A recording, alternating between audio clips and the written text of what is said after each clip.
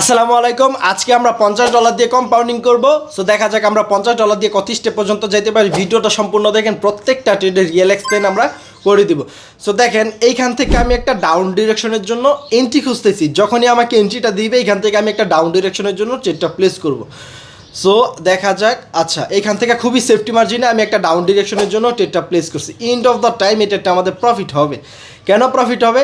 আমি উপরে মার্কেটটা দেখেন, উপর থেকে মার্কেটটা রিজেকশন খায়, মার্কেটটা নিচে আসে, তার উপরে এখানে একটা মোমেন্টাম হয়েছে, প্লাস মার্কেটের টার্গেট হচ্ছে ওভারঅল নিচে।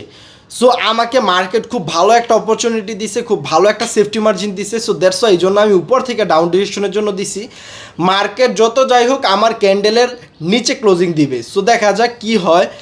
So end of the time আমার এন্ট্রি নিচে ক্লোজ দিবে। সো দেখেন বুম, মানে প্রথম ট্রেডটাই আমাদের প্রফিট হয়ে গেছে আলহামদুলিল্লাহ।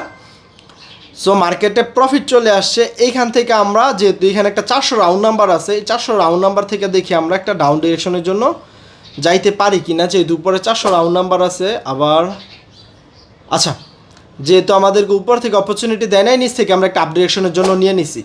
মার্কেট একটা জিনিস খেয়াল করবেন, মার্কেট এই যে আমি নিচে যে হরিজন্টাল লাইনটা আঁকাইছি, হরিজন্টাল লাইনের এখানে আমাদের একটা কি লেভেল আছে। এই কি লেভেল থেকে দেখেন আমাদের বায়ার পাওয়ার জেনারেট করছে। সো দ্যাটস ওয়াই এই জন্য বায়ার এখান থেকে পুশ নিবে বা এন্ট্রি নিবে।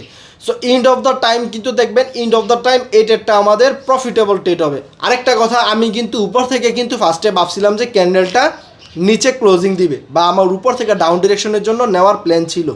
সো দেখা যাক এখন আমাদের কোন প্রেডিকশনটা উইন দেয়। সো এটা দেখি। সো এখনও লুজিংয়ে আছে। সো 3, 2, 1। আচ্ছা, আমাদের প্রথম প্রেডিকশনটাই ঠিক ছিল।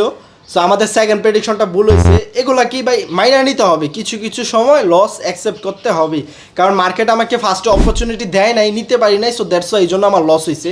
সো সবার উদ্দেশ্যে একটা কথা বলবো, যারাই কম্পাউন্ডিং করেন না কেন বা যারাই ট্রেড প্লেস করেন না কেন, আপনারা সবসময় রিস্ক ম্যানেজমেন্ট, মানি ম্যানেজমেন্ট এই জিনিসগুলো ফলো করবেন। সো দেখেন, আমি $50 ট্রেড লস হয়েছে, কী হয়েছে? আমার কম্পাউন্ডিং সাকসেসফুল হয় না। সবসময় যে কম্পাউন্ডিং সাকসেসফুল হবে এমন কিন্তু না, মাঝে মাঝে আমাদের লুজিংও হবে, মাঝে মাঝে সাকসেসফুল হবে।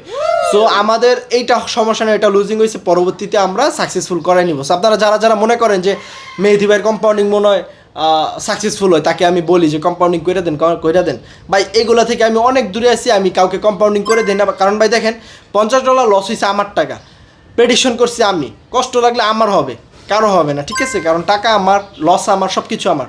সো আপনি কেন আরেকজনকে আপনার টাকা দিয়ে কম্পাউন্ডিং করে লস করাবেন? সো এই জিনিসগুলো মাথায় রাখেন, নিজে শিখেন ভাই, নিজে লার্নিংটা নিয়ে আপনার টাকা আপনি লস করেন।